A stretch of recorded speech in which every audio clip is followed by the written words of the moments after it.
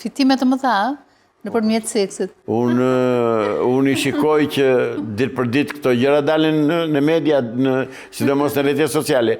Ka dhe një tjetër, një pislëk tjetër. Dalin sa ata që quajtura femrat, vajzat famshme në Shqipëri, që reklamojnë trupin, reklamojnë veshjet. Lej pasaj këngëtare mavri që dalin me të tëra për jashta, vëna një rryp këtu edhe dalin në skenë. Kjo është shturje e nxitur direkt nga shteti, direkt nga politika.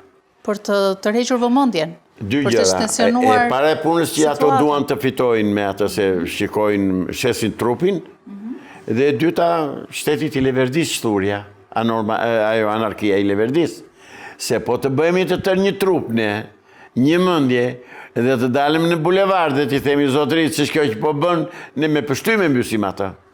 Po ai na përçan kështu.